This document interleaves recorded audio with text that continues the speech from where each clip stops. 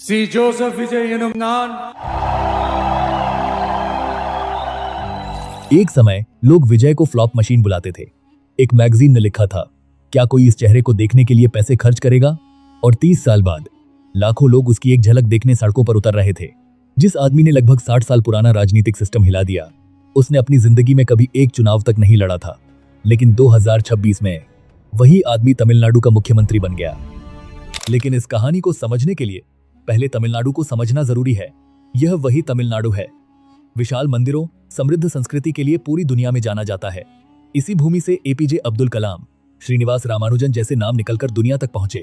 यही वह भूमि है जहां हजारों साल पुरानी तमिल भाषा आज भी लोगों की पहचान का हिस्सा है। तमिलनाडु भारत का दूसरा सबसे बड़ा राज्य अर्थतंत्र है, जिसकी अर्थव्यवस्था लगभग $300 बिलियन से ज्यादा मानी जाती है। यहाँ लगभग 7 करोड़ लोग रहते हैं, लेकिन इस राज्य की असली ताकत उसकी राजनीति रही है। 1967 से लेकर 2026 तक पूरे 59 साल यहाँ सिर्फ 2 राजनीतिक ताकतें सत्ता के इर्द गिर्द घूमती रहीं, DMK और AIADMK। 14 विधानसभा चुनाव हुए, लेकिन हर बार सत्ता इन्हीं 2 दलों के बीच घूमती रही। करुणानिधि 5 बार मुख्यमंत्री बने, जयललिता 6 बार मुख्यमंत्री बनी, MGR लगातार 10 साल तक सत्ता में रहे। यानी तमिलनाडु में राजनीति सिर्फ चुनाव नहीं थी, यह एक बंद साम्राज्य था। और सबसे खतरनाक बात यह थी कि लोगों को लगने लगा था कि यह साम्राज्य कभी टूट ही नहीं सकता। जयललिता की मृत्यु के बाद AIADMK धीरे धीरे कमजोर होती गई, पार्टी गुटों में टूटने लगी। दूसरी तरफ AM के स्टालिन के नेतृत्व में DMK सरकार प्रशासनिक और आर्थिक स्तर पर मजबूत दिखाई दे रही थी, लेकिन युवाओं का एक बड़ा हिस्सा उससे भावनात्मक रूप से जुड़ नहीं पा रहा था। और यही सबसे बड़ा बदलाव शुरू हुआ। 2026 तक तमिलनाडु के लगभग 31% मतदाता 30 साल से कम उम्र के थे, यानी लगभग 1,80,00,000 युवा मतदाता।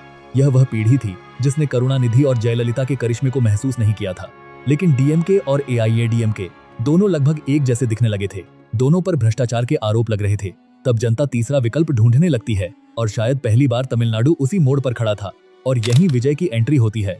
लेकिन सच यह है कि विजय अचानक राजनीति में नहीं आए थे, वह कई सालों से तैयारी कर रहे थे। विजय का जन्म 22 जून 1974 को मद्रास यानी आज के चेन्नई में हुआ। उनका पूरा नाम था जोसेफ विजय चंद्रशेखर। उनके पिता चंद्रशेखर एक फिल्म निर्देशक थे। उनकी मां शोभा चंद्रशेखर कर्नाटक संगीत गायिका थीं। बाहर से देखने पर जिंदगी सामान्य लगती थी, लेकिन उनके बचपन में एक ऐसी घटना हुई जिसने उन्हें भीतर से बदल दिया। उनकी छोटी बहन विद्या ब्लड कैंसर से पीड़ित थी। परिवार के अनुसार विजय उसे टोकरी में बैठाकर पूरे घर में घुमाते थे, लेकिन एक दिन खेलते खेलते वह बच्ची उनकी आंखों के सामने मर गई। विजय सिर्फ 9 साल के थे और उस घटना के बाद वह अचानक बहुत शांत हो गए। शायद पहली बार उन्होंने दर्द को इतने करीब से महसूस किया था। 10 साल की उम्र में विजय ने बाल कलाकार के रूप में फिल्मों में काम शुरू कर दिया, लेकिन असली संघर्ष तब शुरू हुआ जब उन्होंने मुख्य अभिनेता बनने की कोशिश की। 1992 में उनकी पहली मुख्य फिल्म नालैया थीरपू रिलीज हुई। फिल्म बुरी तरह फ्लॉप हो गई। सिर्फ फिल्म असफल नहीं हुई, विजय का मजाक उड़ाया गया। एक तमिल मैगजीन ने लिखा, क्या लोग इस चेहरे को देखने के लिए पैसे खर्च करेंगे? सोचिए, आज जिस आदमी के पोस्टरों पर लोग दूध चढ़ाते हैं, कभी उसी चेहरे का मजाक उड़ाया जाता था। शुरुआत की लगातार कई फिल्में कमजोर प्रदर्शन करती रहीं। लोग उन्हें फ्लॉप मशीन कहने लगे, लेकिन यही विजय बाकी लोगों से अलग रहा था।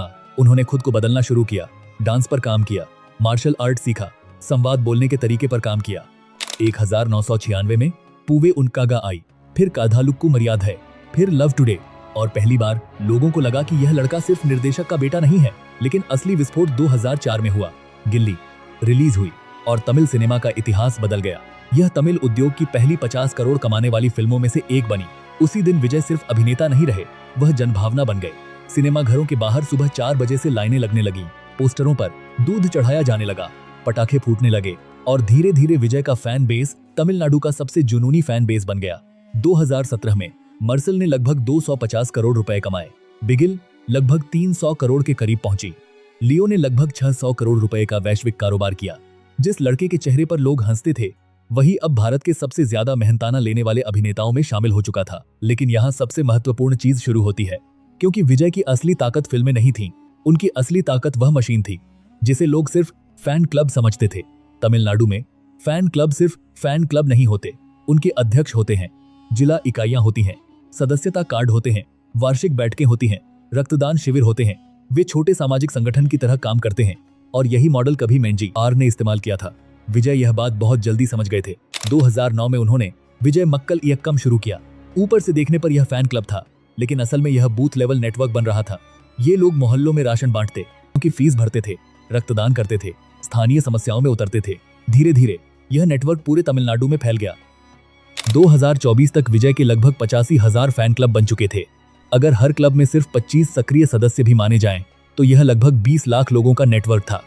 अब यहाँ सबसे महत्वपूर्ण बात समझिए, भारत की हर राजनीतिक पार्टी दशकों तक मेहनत करके ऐसा नेटवर्क बनाती है, लेकिन विजय राजनीति में आने से पहले ही यह मशीन बना चुके थे। यानी लोग सोचते हैं कि विजय 2024 में राजनीति में आए। सच यह है कि वह 15 साल पहले ही तैयारी शुरू कर चुके थे। विजय ने 2024 में राजनीतिक पार्टी नहीं बनाई, उन्होंने सिर्फ अपनी पहले से बनी मशीन को राजनीतिक पार्टी के रूप में रजिस्टर किया और फिर उनकी फिल्मों का स्वर बदलने लगा। अब खलनायक कोई एक आदमी नहीं था, पूरा सिस्टम था। कत्थी में किसानों की समस्या, मरसल में जीएसटी और स्वास्थ्य व्यवस्था पर सवाल, बिगिल में महिला सशक्तिकरण। धीरे धीरे विजय फिल्मों के जरिए वही बातें कह रहे थे जो तमिलनाडु में बड़े नेता खुलकर नहीं कह पा रहे थे। और फिर तमिलनाडु की राजनीति ने खुद विजय के लिए रास्ता बनाना शुरू कर दिया।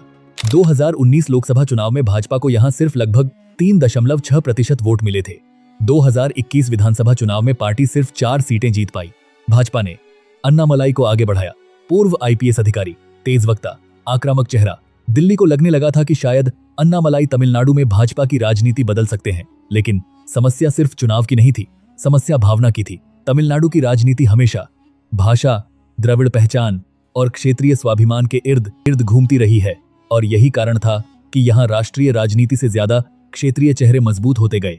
भाजपा चुनाव हार रही थी, लेकिन उससे भी ज्यादा वह तमिलनाडु की भावनात्मक राजनीति को समझने में संघर्ष कर रही थी, और विजय ठीक उसी भावनात्मक खाली जगह में खड़े होने लगे। 2 फरवरी 2024 विजय ने आधिकारिक रूप से अपनी पार्टी लॉन्च कर दी, तमिरगा वेत्री कड़गम टीवीके। उन्होंने आम्बेडकर, पेरियार और कामराज का नाम लिया, यानी वह खुद को राष्ट्रीय राजनीति और पारंपरिक द्रविड़ राजनीति दोनों से अलग तीसरे विकल्प की तरह पेश कर रहे थे। इसके बाद विक्रवंडी रैली हुई। पार्टी के अनुसार लगभग 6 लाख लोग वहां पहुंचे। अगस्त 2025 में मदुरै रैली की एक वीडियो क्लिप को 107 मिलियन से ज्यादा बार देखा गया। तमिलनाडु में लंबे समय बाद वैसी राजनीतिक ऊर्जा दिखाई दे रही थी जैसी कभी एमजीआर के दौर में दिखाई देती थी, लेकिन यहीं से कहानी अंधेरी होने लगी। 27 सितंबर 2025 करूर, विजय की रैली। पुलिस ने सिर्फ 5,000 लोगों की अनुमति दी थी, लेकिन वहां 25,000 से ज्यादा लोग पहुंच गए। बच्चे, महिलाएं, बुजुर्ग, लोग घंटों से धूप में इंतजार कर रहे थे। विजय का काफिला कई घंटे देरी से पहुंचा, और जैसे ही उनकी गाड़ी अंदर आई, पूरी भीड़ एक साथ आगे बढ़ गई। लोगों को सिर्फ 1 सेकंड के लिए विजय को देखना था, लेकिन उसी धक्का मुक्की में भगदड़ मच गई। 41 लोग कुचलकर मारे गए, 100 से ज्यादा घायल हुए। बच्चों की चप्पलें सड़क पर बिखरी हुई थीं। पुलिस ने एफआईआर दर्ज की। आरोप लगा कि भीड़ दिखाने के लिए विजय की एंट्री जानबूझकर देर से कराई गई। मामला सुप्रीम कोर्ट तक पहुंच गया। सीबीआई जांच शुरू हुई। जनवरी 2026 में विजय को दिल्ली बुलाया गया। घंटों पूछताछ हुई और पहली बार लोगों ने सवाल पूछा, क्या तमिलनाडु फिर से एक अभिनेता को भगवान बना रहा है? लेकिन यही विजय ने एक राजनीतिक नेता की तरह प्रतिक्रिया दी। उन्होंने पीड़ित परिवारों से मुलाकात की, आर्थिक सहायता दी, और शायद पहली बार लोगों को लगा कि विजय सिर्फ स्टार नहीं है, वह जिम्मेदारी लेना भी जानते। फिर आया चुनाव। रिकॉर्ड मतदान हुआ, करीब 85%, लगभग 4 करोड़ 88 लाख लोगों ने वोट डाले, और परिणामों ने तमिलनाडु की राजनीति बदल दी। टीवीके ने 234 में से 108 सीटें जीत ली। डीएमके 159 से घटकर लगभग 59 सीटों तक पहुंच गई। एआईएडीएमके 47 सीटों पर सिमट गई। लेकिन असली खेल अभी बाकी था। बहुमत के लिए 118 सीटें चाहिए थीं। विजय के पास सिर्फ 108 थीं। इसके बाद शुरू हुआ असली राजनीतिक खेल। राज्यपाल से मुलाकातें, कांग्रेस से समर्थन, छोटे दलों से बातचीत, एआईएडीएमके में टूट, फ्लोर टेस्ट, और आखिरकार टीवीके ने 144 विधायकों के समर्थन से बहुमत साबित कर दिया। और फिर वह क्षण आया जिसका तमिलनाडु इंतजार कर रहा था। थलापति विजय ने मुख्यमंत्री पद की शपथ ले ली। लेकिन यहाँ सबसे शक्तिशाली बात हुई। फिल्मों में विजय हमेशा सिस्टम से लड़ते दिखाई दिए थे, लेकिन मुख्यमंत्री बनने के बाद वह खुद सिस्टम बन चुके थे। शपथ लेने के बाद विजय सरकार ने कई बड़े संकेत दिए। शराब नियंत्रण नीति पर सख्त रुख के संकेत दिए गए। महिला सुरक्षा और एंटी नारकोटिक्स ढांचे को मजबूत करने पर जोर दिया गया। सरकारी स्कूलों और अस्पतालों के आधुनिकीकरण की योजनाओं की घोषणा की। सालों तक लोग विजय को पर्दे पर सिस्टम बदलते देखते रहे। 2026 में पहली बार लोगों ने उन्हें असली सिस्टम के अंदर बैठा दिया। लेकिन शायद इस पूरी कहानी का सबसे महत्वपूर्ण हिस्सा चुनाव नहीं है। सबसे महत्वपूर्ण हिस्सा यह है कि तमिलनाडु की जनता ने पहली बार लगभग 60 साल पुराने राजनीतिक ढांचे से बाहर जाकर सोचने का फैसला किया। और यही किसी भी लोकतंत्र का सबसे बड़ा मोड़ होता है, जब लोग सिर्फ पार्टियां नहीं, पूरा राजनीतिक पैटर्न बदलना शुरू कर देते हैं। लेकिन अब असली चुनौती विजय के सामने है, क्योंकि विपक्ष में रहकर सिस्टम पर सवाल उठाना अलग बात होती है और उसी सिस्टम को चलाना बिल्कुल अलग। राज्य की राजनीति बदलती हुई दिखाई देने लगी थी। अब देखना यह होगा कि क्या विजय अपनी लोकप्रियता को स्थायी राजनीतिक नेतृत्व में बदल पाएंगे, या फिर तमिलनाडु की राजनीति उन्हें भी उसी दिशा में ले जाएगी जहां बाकी क्षेत्रीय दल पहुंच चुके हैं। क्योंकि इतिहास में कई नेता जनता की उम्मीद बनकर उभरे, लेकिन बहुत कम लोग उस उम्मीद को लंबे समय तक बनाए रख पाए। और शायद आने वाले कुछ साल सिर्फ विजय का भविष्य नहीं, बल्कि तमिलनाडु की राजनीति का अगला अध्याय तय करेंगे। अगर आपको लगता है कि तमिलनाडु की राजनीति सच में बदल रही है, तो वीडियो को लाइक करें और चैनल को सब्सक्राइब जरूर करें, क्योंकि ऐसी ही राजनीति, सत्ता और इतिहास के पीछे छिपी कहानियां हम यहाँ लगातार लेकर आते रहेंगे। अब सबसे बड़ा सवाल आपसे, क्या आपको लगता है कि विजय तमिलनाडु की राजनीति में सच में बड़ा बदलाव ला पाएंगे? कमेंट में जरूर बताइए।